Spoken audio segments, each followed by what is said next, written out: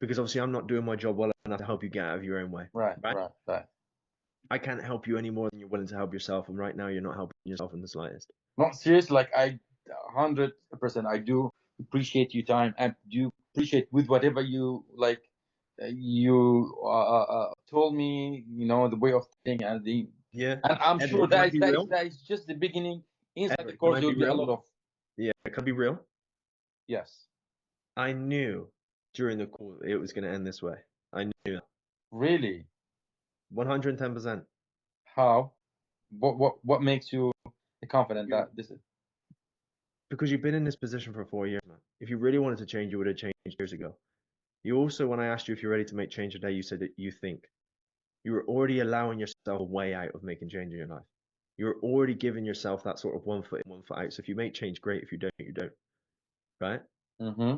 All the way through, you give yourself reasons of having 1 foot out the door. So if you don't change, there's no hard feelings. Right? Right. For 2 to 4 years, you've not held yourself accountable. So why would you start holding yourself accountable now? Okay, so you have all this analysis to have that vision. I understand people. I understand people. I work with Kyle and I've taken these calls for 9, 10 months. Wow. I knew exactly where this was going to end based on all the position you've been in for 4 years. And it's completely fine. It's normal. It's just what you've trained your brain to Since you know, can I ask you a question? be my guest. I've asked you enough. You can ask me a couple. Oh, thank you. I mean, thank you so much for your time. I really feel comfortable. Like I just want to be your a friend right now, you know. And I wish if I would join, I will get your contact and we will be in touch. You You know. won't be joining. That's fair. No, definitely. I will join. You know. And it's Edward, just I got to it's shoot off. I got to shoot off and obviously help someone else make change in our life. Like for you, are you genuinely wanting to say no right now to yourself and your goals? Are you saying no or are you saying yes right now to your goals? right now. I wanna say yes right now. Should I send the payment link into the chat? Moment the truth. Oh my God. Do you know what? I would love to do it for 3 payments. Yeah. Are you sure? Yes, I am sure. Are you ready to do that today? Yes. Let's do it. Okay, so I drop investment link into the chat. We'll get it squared away. You get you connected, get you onboarded today. You don't have to change at all. You can stay doing exactly what you're doing, right? Okay. In the chat, you see. I take my hat off to you, right? It's a big decision to make a change in your life, and that's why most people, like I mentioned, most people stay where they are because they're not ready to make that change.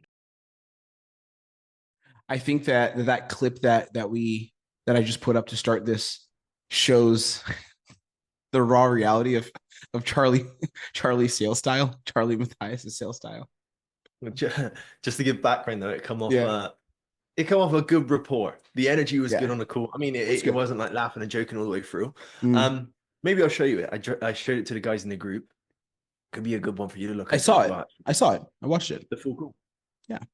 What do you think? When you say good one for me to look over, are you saying good one like I need to learn something from the call? Charlie, I'm learning nothing in sales. I've completed my sales journey. There's nothing new I can ever learn from anyone whatsoever. Yeah, things have changed. You know what I mean? You've got older. Things have changed. This is the new game. I watch your calls. The call reviews you did, I watched them. I learned a fuck ton from your stuff, bro. And welcome back, because the last time you were here, it was like a case study because you were a client of mine. That was like 6 to 8 months ago, something like that.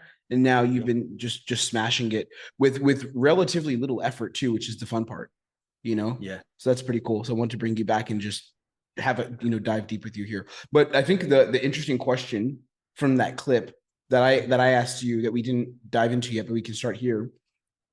What is the rationale or the limit behind ethical versus unethical selling? Because I think looking at what you did on the call there, I think it was ethical. I don't think it was unethical. But as we teach things in protocols, that there's a very high level of manipulation and like psychological framing that we teach. I run this on objections. I know you do it on discovery. We teach this, right? And it's something I always wrestle with in my own head as a closer is what's the line between this is like not good and I'm using this not good, or I shouldn't do this, versus I can, and hey, let's do it. Do you wrestle with that, or if you don't, or what are your thoughts? I don't know. What do you think? For me, when I'm on a call, is I take what the prospect will give me. Do you know what I mean? And like, so even when you watch over that call recording, something I mentioned to guys is like, there will be people I challenge more because they allow me in. Do you know what I mean? If you allow me, not that I talk to him in a negative way or I'm above him or any sense, but if you allow me to talk to you in a certain way, you allow me to challenge you, I'm going to push that boundary. Whereas you'll find some prospects who are super shut off. I think one of the guys even asked it on that call. So like, who don't you? You'll get guys who are just super shut off. They give What you did he crap. ask? Who what? On when we did that call recording and I reviewed it with the guys, someone asked me like, "Do you challenge everyone like this?" And I was like, "Probably not," because like, if someone allows me to challenge them, they allow me to talk to them in a certain way or challenge their beliefs in a certain way, I'm going to take it. Whereas some people will be more shut off and more, which then it can kind of get combative because their just egos getting bigger and bigger, right?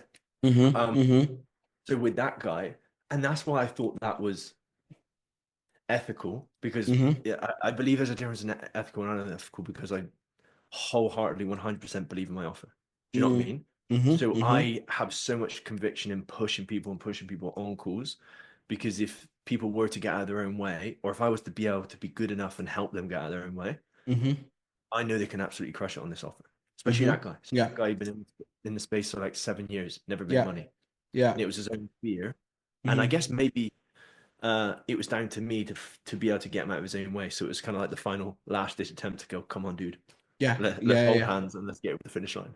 Oh yeah. And that was it was like a pullback. You're not serious, bro. We'll turn this off. We'll stop here. It was good. You know what I think in terms of the professional gaslighting, which is I think how we refer to you in the team now. Just don't say this to my girlfriend, all right, please. Dude, these things don't work for me, at least the strategies I know in sales don't work in a relationship. I'm not joking. They don't work. I mean, maybe there's some guys who can do that, but I do know, because I'm operating in good faith on my calls and I'm actually trying to help someone, I actually am not good at using these things. Like, a lot of people say, oh, you do this on your girl? Like, no, I don't, because I can't really, because the place it's coming from on a call is I'm here to help someone accomplish change. So I have given myself the permission to do it. Whereas in a relationship, what am I trying to accomplish outside of anything negative? Right? Like in a relationship, I don't need to manipulate her to doing what I want, because then that means it probably isn't good for the both of us and the mutual growth, So so here's my thing. My metrics for if I should push or not, I like what you said about what the person gives you. Number one is, if the person comes in good faith and willingness to achieve XYZ result, right? Whether that's more money as a trader, whether in protocols like make more money as a closer, whether that's find the girl of their dreams. The moment they tell me that, and I guess that's what you meant by lets me in, the moment they tell me that that's the intention of what they're working towards, I now believe it's my responsibility to use every single tactic in the book to make you achieve that end outcome with whatever I can control, which is the only thing I can control, because I'm not their coach. The only thing I can control is them swiping a card and committing to working with the coach, right? So that's number one. That makes it immediately not unethical, because I'm acting in their best interest. The second thing is, I always see it as two sides of them, where it's the fear state, and the other side, which is willingness, like the devil and the angel on the shoulder, like Cole Gordon calls it, right? I want to speak to the angel, because the version of them that's like, hold on, let's not do this now.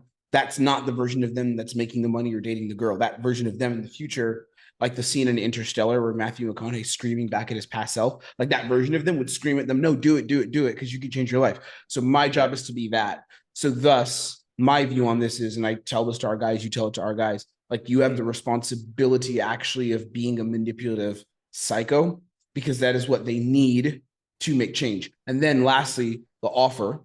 If I know the offer has a track record of results, which yours does, protocols does, the offer that I just got onboarded to does, I have complete conviction that the delivery team is going to just do right by me. So I can sleep well at night, because I know if it didn't work out, it's on this person. And that wasn't on us. We gave them everything we could give them. Yeah, 100%. And I think that will help sales tenfold. Like for me, how I sell, so much of it comes from conviction. Do you know what I mean? If I and maybe I guess I was brought up right to not push people into doing something that isn't going to work for them. I'm not here to just line my pocket. Of course, sales gives you decent money, but Can we take that clip and like isolate that? Charlie said again, "I'm here because I don't want to make money." That's what he said. yeah, Said, fine. I give all my commissions to charity. I'm not here because I want to make money. Okay. No, I just enjoy the help. Yeah. But that's what it is, right? Because I have so much conviction. Mm. It comes to objections, and I almost have the mindset which is like, in the nicest way possible. I don't mean this with no ill intent, but it's like, you would be stupid to not sign up. Mm-hmm. And then when I finish a call, it was down to me not being at a level that can get them out of their own way. Because I know if everyone, like, obviously they have to apply themselves, it's not like gifted to them. Mm-hmm. Then 3 to 6 months, I believe everyone will find success in my offer. So it's genuinely down to me and my skill set, which is the reason I didn't close. You know what I mean? Yeah. And that's kind of like, I take that burden on the end of a sales call, is like, I let them down. Do you know what I mean? I let them down by not getting them out of their own way today. You know what I mean? And I guess I know how pissed you get also when you don't help. And I've seen it, and you're not actually pissed from an egotistical place. Like there's always the level, I think, of like wanting to win at the beginning when you first start. But then as you get better at sales, you genuinely feel annoyed. For me, it's kind of a 70-30 split. 70% I'm annoyed because I actually couldn't help this person and figure out how to tap into that side of willingness. And then the 30% is just like skill. I wanted to win. That's always there. I'd be lying if I said that wasn't there. But for me, it's that 70-30 split. It's like, damn, dude, you could have been making money in 6 months, but now because you need to talk to the wife, which you know you don't need to do, because you're outsourcing it to her, and I couldn't overcome that. Now that's going to be a 2-year thing if it ever even does happen. And I've seen it too. Like we reviewed calls and protocols where like I'll look at a call from one of the guys and they'll you can see the difference in our client's like face at the end of the call review, where at the beginning there's like just, oh, another call, objections. And then by the end, as we break it down, I'm like, that was a guy who just quit his job. He's in a desperate place and he's trying to make money with ecomm. And he has like one shot at this, bro. And you didn't help him make that happen. And our client is like, you're right. Because it is like responsibility. It's weird. Fact. I think like my mindset has changed. Maybe it's come with success. Do you know what I mean? Like you probably felt the same when, and obviously your mindset's changed around it as well. But when I first got into sales, I'm on this offer. I'm like, fuck, I've got to prove myself. I've got to make money. I've got to do this. I've got to get myself out of this situation. So my feeling towards a close came from different ways. Like it came from, like, my success was validated by closing, and that was because of my pocket and my earnings and my bank account. Whereas now it's like my mindset's changed. I know where my skill set is. I know where my income is, and I'm completely happy and content to some extent with my life. My success isn't deemed by how many people I close. If I don't close, it's like, fuck, I didn't help that person. I'm not saying I don't like the money, but that's where it's kind of changed for me for sure. You know, it's interesting too, because I'll talk more about this on the channel over the next coming weeks. You guys will see some stuff, but I'm on an offer now. I'm getting onboarded. Should be like today, tomorrow, something like that. It's a very, very good offer. It's very interesting because I've taken about a year off of full-time closing, but pretty much exactly a year, because I left my offer in July last year, actually, with the dating offer I was on. And when I started on that offer, the thing that was fueling me to like crush it and whatever was I have to have money because I'm cooked if I don't. Basically, was that. Now I have money, like the business has done relatively well. I have cash flexibility. I don't have to work really for the next couple of months, really ish. Depends on the life I want to have, but I'm comfortable. And it's interesting that I still actually have the motivation though to crush it, and that desire and that buzz and that energy to help people and close deals. Even when I take calls for protocols, like I very much like I want to close. But the places that is coming from now is abundant versus scarcity.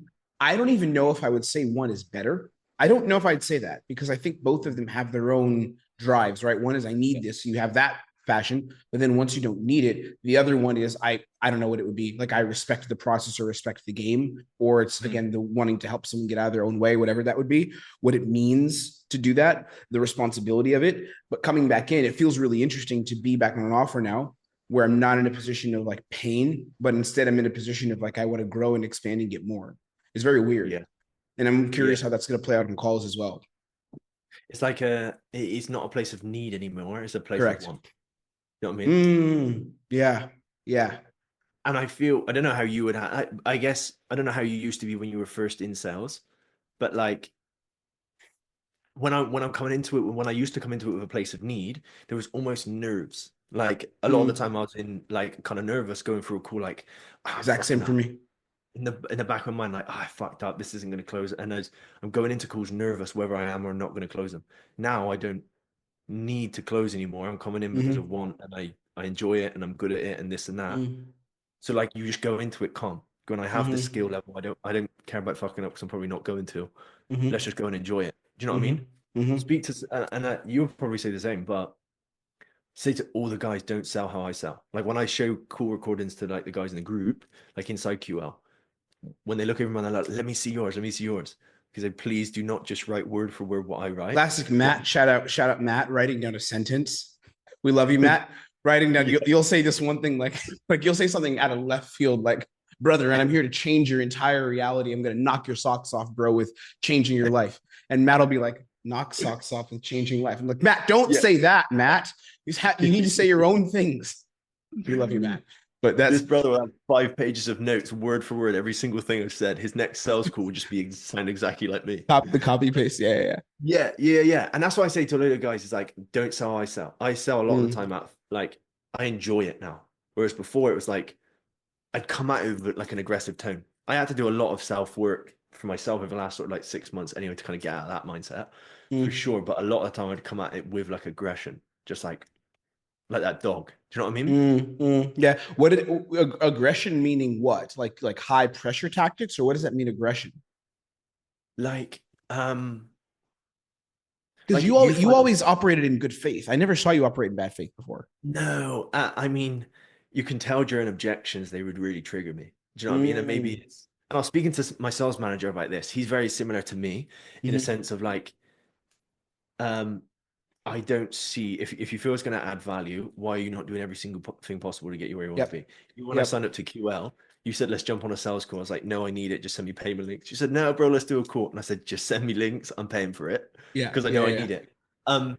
So for me, when I used to, I've kind of worked out of it now. Someone will give me objections. In the end, I'm like, fucking stupid. Like, and it would kind of trigger me. I'd come off a call and I'd like need 5-10 minutes, because that person would trigger me as like, how can you have that mindset when you're in the position you want to be? You are, and you want to be somewhere different.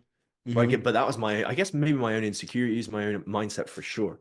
But now I sell more out of like enjoyment. Do you know what I mean? I have fun. Yeah. You know what it is for me? Because I used to, I had a different version of that. I don't know if I ever had the same thing, like kind of like you should close. But for me, what changed it, because I did have a version of it, but I had more of like a frustration with how can this person not see what they're doing? That's more was mine. But so similar, just we're different people though, with different backgrounds. So it manifests differently, right? But I think learning objections and learning how to sell at a very high level. And again, those who are not in protocols do not understand. I don't think what we mean when we say very high level, but like for context, like when our guys like get on role plays for like interviews, regularly what we'll hear is that this happened with me as well. Just the role play, like that the role play or the way the interview was the best that they'd seen. Like that's a regular thing. We get sales managers and stuff saying this about our guys. So we train very, very aggressively. And the thing that's interesting is as I got better at sales and I started to like understand it more, I think learning objections and training hard humbled me in a way. And the reason it humbled me is because I got a lot of data about like the population of decision makers in B2C at least. And I got a lot of data from talking to and taking whatever 4 to 6 calls a day. So after taking, how much is that in a month? After filling up my calendar with like 60 to 100 calls every month, right? And doing that for 8 months, that's give or take anywhere from 500 to 1,000 calls. So having those conversations with people made me realize, it hit me with another reality of self-awareness, which is like, Tim, you're different in how you make decisions and how you think than most of the population. Like that's a fact. Charlie's vastly different. Husham, who will be on here soon, is vastly different, right? In the way we think. And sales woke me up to that, because I also think that sales is a self-development exercise too, at least high ticket. I don't know about corporate 9-to-5 sales. I think that's a little different, but high ticket, fast paced, 1 call, 2 call close, hour-long Zoom call sales. That shit's fucking self-development, man.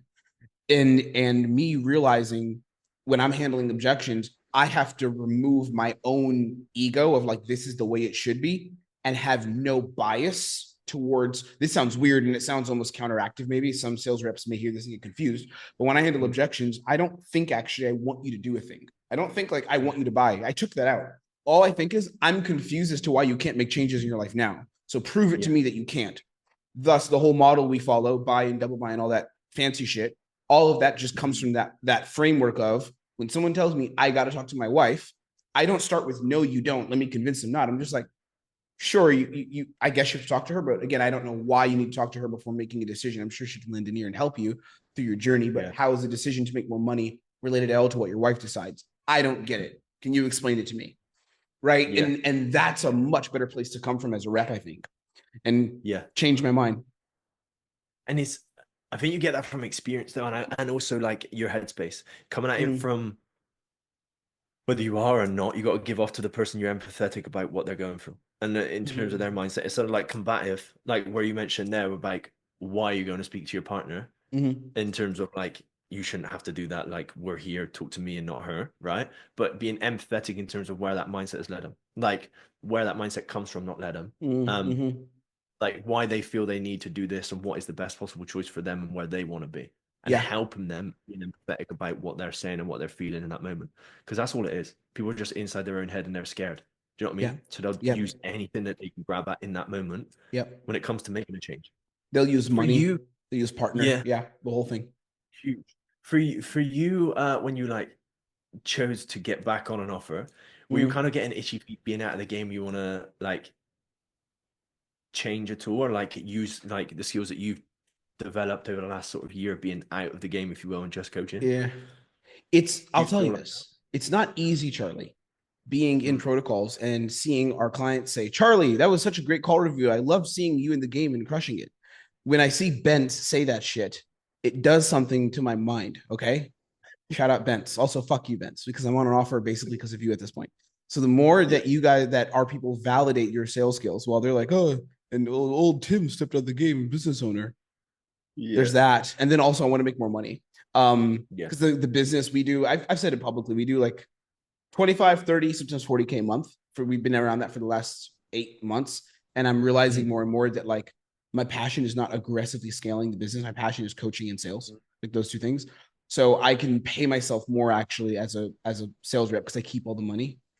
I enjoy paying my team, Charlie and Husham, because you guys do incredible work. I like sharing the wealth, but I also want to continue to keep more money for myself. So instead of me, like I have to figure out an ads funnel and shit, I was like, I just want to get back in and close more deals because I miss it too.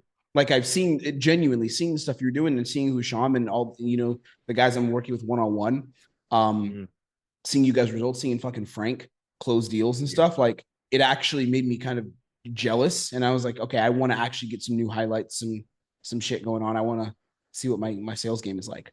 I just want to test myself again. I'm bored. Do you know what?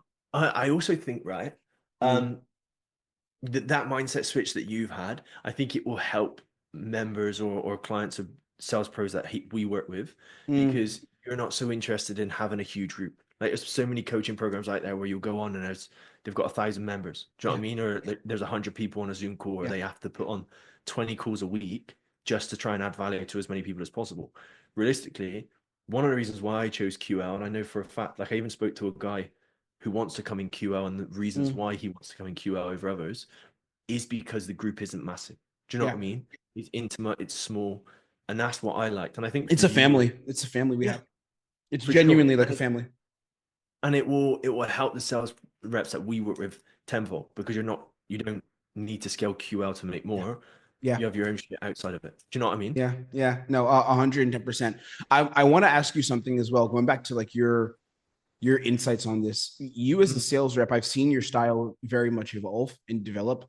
When we first started training together, when do we start? It was like October or September last year, something like that. September.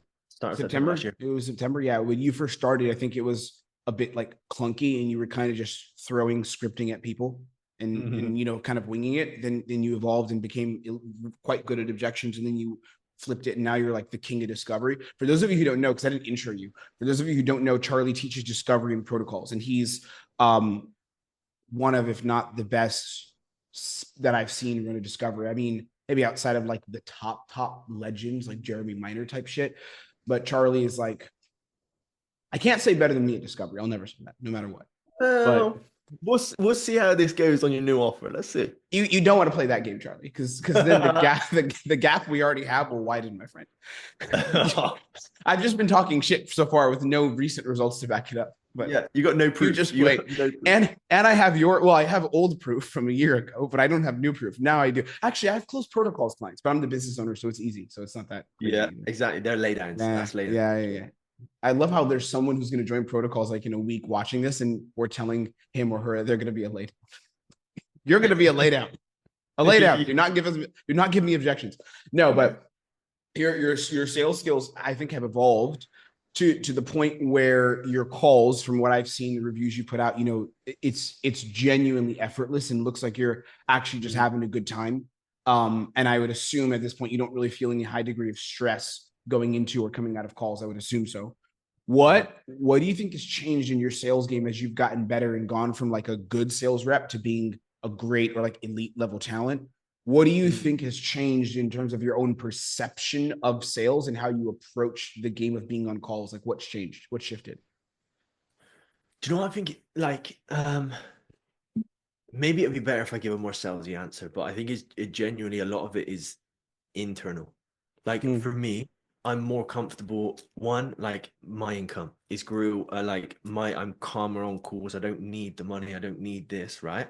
I have the things I want. So I go into calls much calmer. I'm also more confident in my skill set.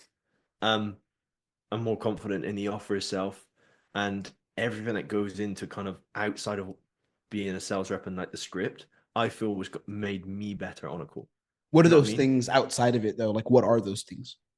Like me as a person, do you know what I mean? A lot of stuff I've done, especially I was open to the guys about it inside QL. Loads of like internal work, even spoke and went and worked with a psychologist. Do you know what I mean? To understand my own mindset. Like I mentioned earlier when I said people not buying used to really, really trigger me. I went and spoke to a psychologist about that. Oh, did you?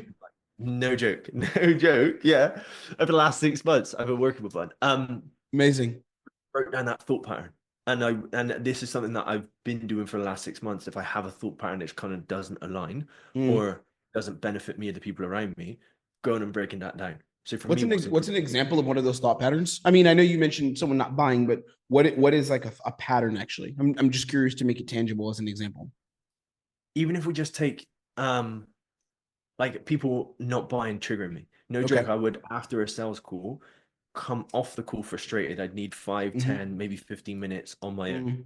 Couldn't speak to anyone because I was so attached to the end result. And what was the thought? Like, what was the monologue or the whatever in your head? What was the thought pattern?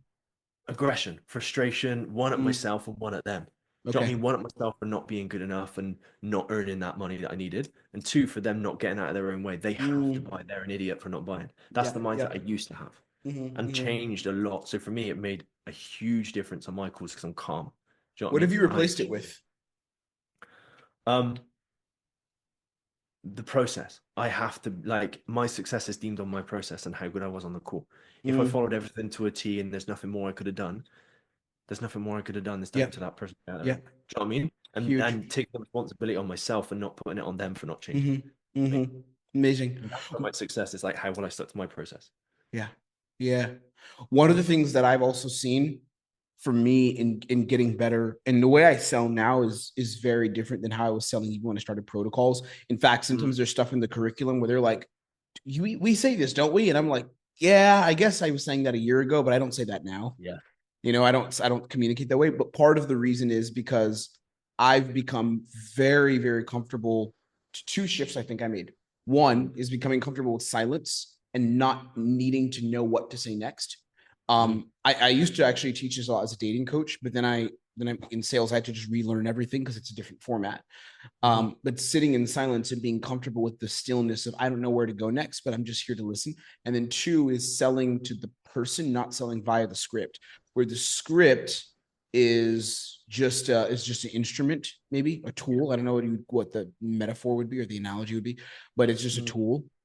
Whereas who I'm speaking to is a person who has a collection of fears, desires, pains, things that have let them down in their life, things that they're moving towards. So even when as an example, something like desire, right? Because we get this question on protocols, and it's a thing a lot of sales reps struggle with. When you get someone who they're in a comfortable position, and they want to achieve XYZ outcome, let's say let's go classic ecomm, and they want to hit 20K a month, and they're already an engineer who's doing 10 to 15K a month. How do we ask a desire question? Because every sales rep, the question you're going to get is, because nothing's going to change for them, will it? Yeah, but you feel that if your identity is locked into script, and you're thinking like script, like the answer should be. I don't know what the answer should be, actually. I don't even know how to fake that now. But if I'm thinking about the person in this man, in this prospect, he's an engineer. Okay, he probably doesn't love his 9 to 5 necessarily. Maybe let's make up a prospect. He's got a daughter and his wife that he's taking care of. He misses a lot of time with her. There's probably a lot of other things he'd want to do in terms of scaling a business in the future.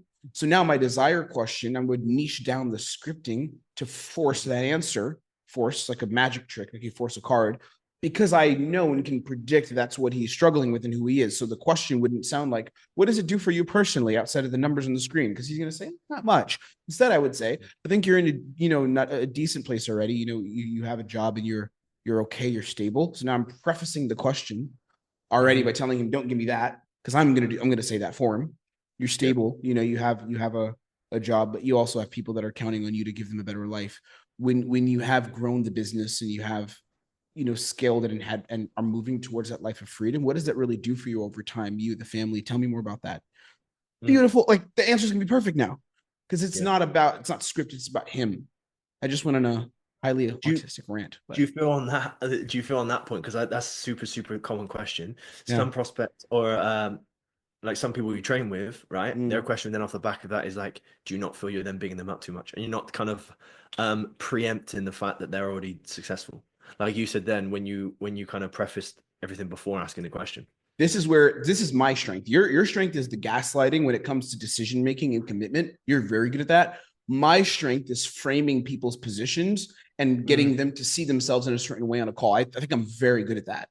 So what I'm doing, you can even see the way that I'm speaking about his job. It's in the micro expressions in my face. So I'm like, you hear the tone. Yeah, it's nothing. It's like, I guess like if your girl would ask you, do I look nice in this dress? And you said, yeah, it's okay. It's nice. That clearly in your voice and face, you're not. Yeah.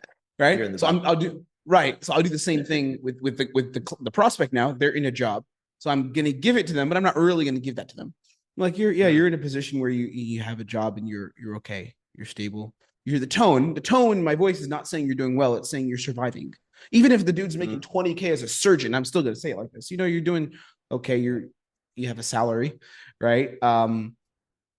He's cooked. Because if he concedes that frame and he doesn't push back to it, he's accepting my life is just, and he doesn't want to settle for. It's diabolical. I find that is that's a skill that it needs to be learned. I maybe it's not even a skill; it's actually a mindset that needs to be learned. Do you know what I mean? Because I think one of the first times me and you ever, yes, because maybe like a year ago, I used to come on like the QL3 sessions, and I don't know if you remember it, but we were speaking about a guy that earned like 7 figures, and he come on a sales call, and I was talking to you about him, and he come on a sales call, and I was kind of less like, why is this guy here with me? He earns 7 figures, he does this and that, because I didn't have the mindset of we are equal, he needs help. Do you know what I mean? I'm seeing this guy as above me, he's earned this, he's a position. So that's why I believe it's more of a mindset, because for me it's like, obviously I don't earn 7 figures yet, but if someone comes on earning 7 figures, we're still on a level. In fact, I'm probably above him in some sense because he needs our help. Right? So he's here for me to help him. Huge. That's very interesting. Your perception of it's interesting, because I go a different way. I don't know which one's better. I think for your framework and the way you sell, I think yours works better for you. I've never thought of it like that in terms of, I don't see it as me above him per se. I know you weren't saying it in bad faith, so I know it wasn't that. I don't even see it as like he needs something from me. I tend to go more negative with it. When you said 7 figures, the first thing that popped in my head is this dude is in a 7-figure prison. Poor guy. It sucks. That's the first thing that I heard. Like, to me, if a prospect tells me I have lots of gold, I'm going to be like, you have gold in handcuffs. It sucks. Yeah, gold, I guess, but they're handcuffs. I'll always, it's the same thing you're doing, I think. but I'll always frame the prospect's position as terrible, no matter what. And that'll be evident in my expression, in my face, and everything. And I'll be as congruent with that as I can throughout my entire process. And then it breaks any potential frame that they have of like, I'm doing well, because I'll just frame it as, again, the golden handcuffs. If a guy comes on my call, random example, and like it's a call that helps people get more gold, and he's like, well, I already have a bit of gold, and I can make it up, it's like handcuffs, and he's like, well, I have some gold. I'm just going to be like, I guess, but you can't move your hands, so I mean, you have gold, I guess. And I just will never give them a position where they're doing well. It never happened. But I also think that's a learned mindset, because I could never have that mindset 8 months ago, right? It's something I had to train myself into, working with you and like human psychology and the psychology I need to have on a sales call. Same. I was speaking to some of the guys in the group about it the other day. Regardless of how much, you could be a 5K a month closer and someone could come on making 50K a month, right? You cannot have the mindset that they're better than you, or what they're doing is absolutely amazing. That's something that they need to train themselves out on, to not see that person as like, wow, do you know what I mean? That is the goal. When you're running a discovery then right now, and a guy comes on, because I know you get buyers sometimes who are like very, I need nothing. I know you get that in your offer. And let's say a guy comes on and he appears to have a high level of competence. That's what he's trying to put forward. And he's kind of like taking this frame of like, oh, you're like, what's going on? What's been happening? And he just starts validating himself. I've been doing this well. I've been doing that well. I'm in a good place right now. I just wanted to see what you guys do, a couple of tips, some information, not scripting wise, but where does your head go immediately? I see you laughing, like you're naturally laughing. Because the amount of times, like I felt like heat come over me. You said like just a little bit, all of this sort of like ears, gotta hear it. No joke. I literally felt like a little string of heat on my ears just go. A load of that's just stuff straight away you have to jump on. Do you know what I mean? Because you can't have someone downplaying their problems. I even had someone message me about like they're looking for some coaching. I need some guidance, maybe a mentor. Do you know what I mean? So straight away, even on message, I'm clarifying like, what do you mean some guidance? Let's talk about X, Y, Z. What do you mean you just need a mentor for guidance? Guidance on what? Do you know what I mean? Because all the way through, they're just going to downplay how much help they feel that they need, which at the end of the day is mean they're not going to pay a decent price to fix it. They feel their problem is this small. Do you know what I mean? When I do 100%. When you say your ears start burning, like what's the thought process that goes into your head when going to handle it? I know the outcome we want. Like we can't allow this to happen because it'll end in lack of urgency, all that, so those things. But what's the I'm actually curious, like energetically, what's the response you have where the handling comes from? What is that? I don't know if the question makes sense. How I feel about it. Not how you feel about it, like on a personal level. I'm sure you don't. I mean, you take 5 to 10 calls a day. I don't think you deeply care. But I mean more. Okay, I'll give you an example. If someone says that on my call, the first thing I just feel immediately is like, is you're poor and you think you're doing okay. That's just what I feel and I align with. And then my scripting backs that. And I'm congruent with that. What pops up for you when you hear it? Straight away, I was like, this guy thinks he's comfortable. This guy thinks everything's new, and he just has like a tiny hole he needs to fix. Do you know what I mean? And it's almost like a want, not necessarily a need. This would be cool if I fix this problem. This would be nice if I had some golf clubs that I could go and play golf once a month. Yeah, like that sort of thought process behind when they go just or a little bit, some guidance, like these sort of phrases. They're looking at it as such a small problem. But straight away, like I'm in the back of my mind, not need to find a way because I know a way, but they cannot continue that call with that frame because they're seeing their problem is just like it'd be cool if I do this. Do you know what I mean? You immediately recognize it for what it is and see through the mask and go into action on it. Yeah. It's super important. That's powerful shit. But it's deeper than that. Like, because it's not something that I had 6, 7, 8 months ago. Do you know what I mean? Which comes again, like we mentioned earlier, through a lot of the stuff that I do now comes from experience. Yeah. Like I've probably got better at sales. Reps. 100%. And also and it's something I even use in my pitch, like understanding the why behind everything that's going on. Like the reason I feel like I've actually improved for the last, I haven't had sales coaching from you since for last 6, 7 months, right? I've continued to improve over the last 6 months despite not learning anything new, because I have to explain to everyone in the group the why. You know what I mean? Yeah, Me, dude, I got so much better in sales by coaching. Like I got way better as a closer, because even though I'm not closing full time and I just take the business calls, even for protocols, I've had a bunch of calls where there were objections. Like we closed a deal with the you weren't on our team at the time, so you wouldn't know this. But there's a guy who ran a dog training company. He trains like dogs, and it was like high ticket dog service. You knew about that? I The think guy I Chris, he popped into all the like group. the QL call recordings and stuff like that. Oh, I have. I actually made it into a breakdown. Yeah, he gave me like a light partner objection, and I had like so I had to like handle that. So there's been challenging calls I've had, and the way that I handle them now is different. It is, and coaching actually makes you better at sales. It's very interesting. It's very weird. Yeah. How do you find it? Like, did you feel any sort of like type of way between closing someone and then having to go and coach them on the other side? Did you feel any sort of like feelings towards that? Yes. There's a very specific member of our community. You'll know who I'm referring to. And I'm thinking Current? how I could say it. Past. And I really, really want this person to win. And I feel like maybe just their natural talent and skill. I actually could write the name of the chat, because I don't think on YouTube, and because we're on Zoom, so no one could see it, right? Only until I screenshot it and post it in. Okay, cool. You're gonna add it under the under the. Everybody look in the description, look in the comments, look in the comments. I don't want to say who this person is, but I closed this person and they gave me objections to the call, and I had to handle them. Like there was a lot of fear objections because they'd been burned by some female coach whose name may or may not rhyme with Helby Pap. That's all I'm saying. Okay. I'm curious. They'd been burned. And I was like, yo, we're gonna take care of you. We're gonna do right by you. We gave this person like extra coaching and stuff. And I felt like they didn't get to where they needed to be, which most of our people do. But this person didn't. So I don't know that sometimes I feel like there's more responsibility because I have the delivery on the back end. And I tend to, you know, this from our client success meetings that we have every Wednesday, I tend to take on a lot of responsibility for getting people results because my heart and passion is coaching. And long term, my vision is I want to just coach. I love to teach so much. Yeah. So when I close and I have to fulfill, it is different. It's a lot different. Yeah. Do you feel like do you almost, and I can imagine not, I feel like I already know the answer to it, but maybe it's because of a mindset I used to have in other things, but do you feel like you almost feel some type of way between pushing people and pushing, not in any ill intent, but pushing people too much in objections, knowing that you have to then coach them on the other side and they'll feel something towards you? No, I don't care about that. The reason is because I understand, one, the way we handle objections, and I think we follow this generally the same frameworks.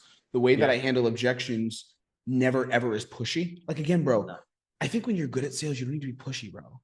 Like I don't know about this old Jordan Belfort style of sales, which is like all the stereotypes of selling, but I don't know when I've seen a sales rep who comes from our school of thought, which is pretty much the NEPQ chain of selling. I think I've never seen someone be really actually pushy.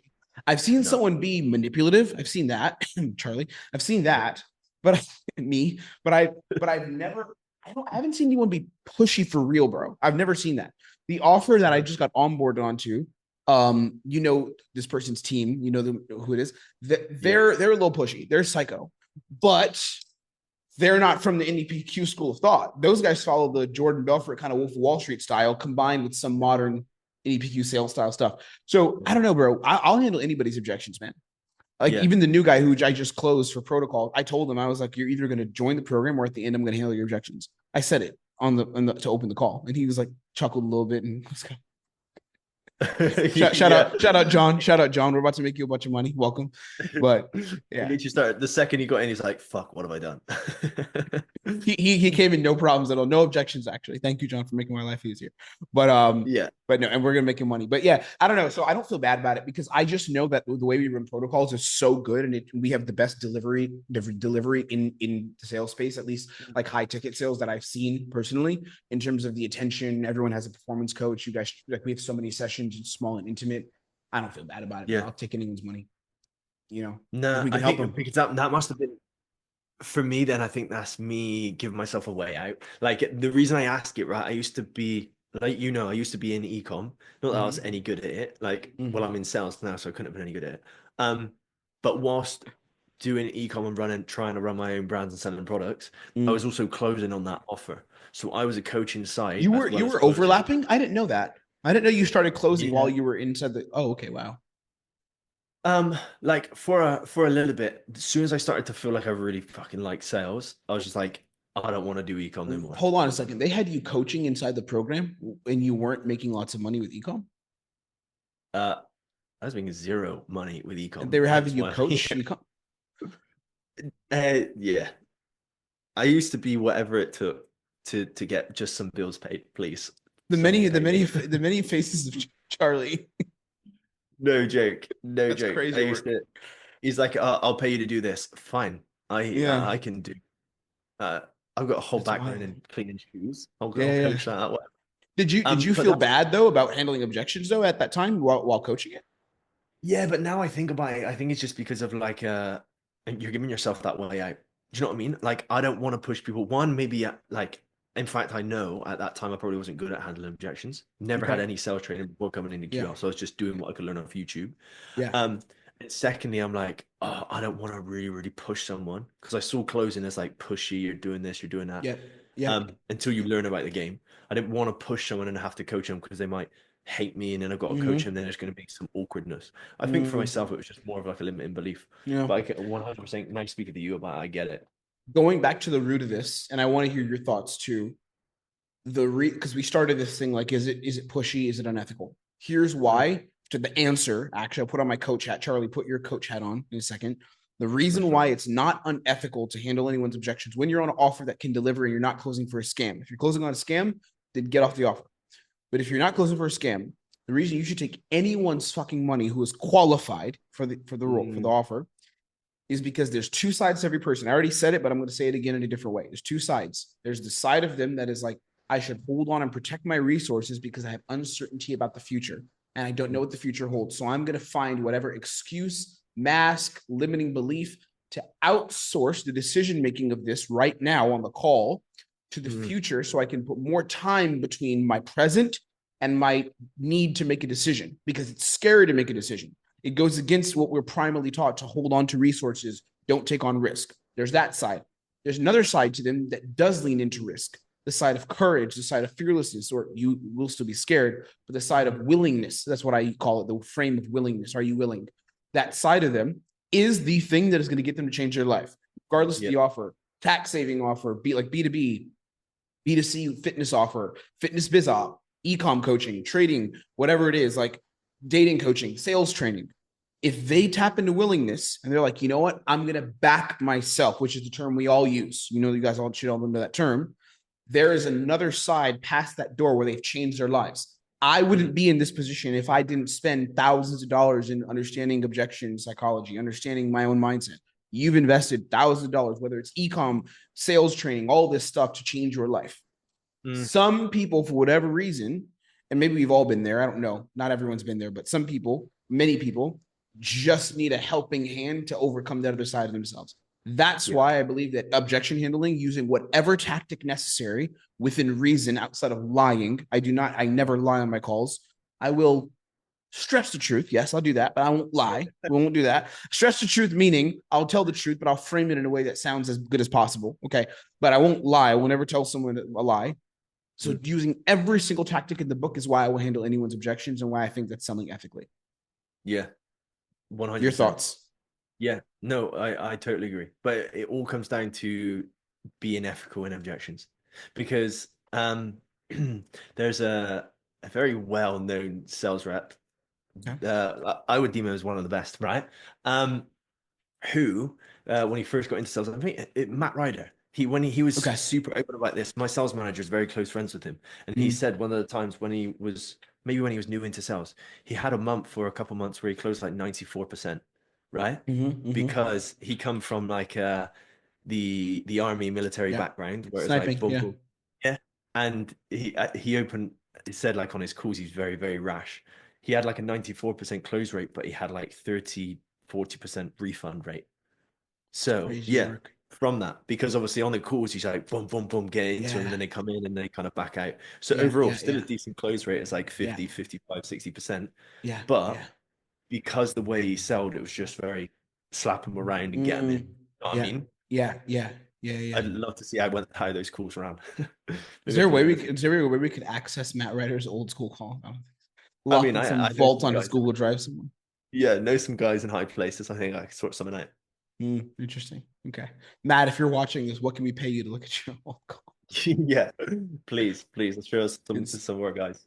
Good stuff. Yeah, this is fun. This is a good time. We'll keep it short and sweet. We'll do another one of these longer, but I want to introduce y'all to the man himself, Charlie, the man helping me run protocols. What a killer. Yeah, boy. And now I'm gonna have some numbers to throw at you, Charlie, to prove that I run my discovery and objection. Yeah, maybe I was scared. Maybe I out myself. There was an offer. There was a role going on my offer. Maybe I didn't want to bring Tim on. Maybe didn't want to. Carly sabotaged me. We could have been brothers closing on the same offer, and this man pushed me out the door so that I couldn't go. I would have just hated to see QL go down the drain because they see you're not the top closer. Do you know what I mean? I would have hated it for you. Brother, it's been a good time, man. Appreciate you being here. We'll kick it soon. Let's go make some money. Let's change some lives and mostly ethically handle objections and continue to gaslight people. I'll see you on the next one. All with good intent.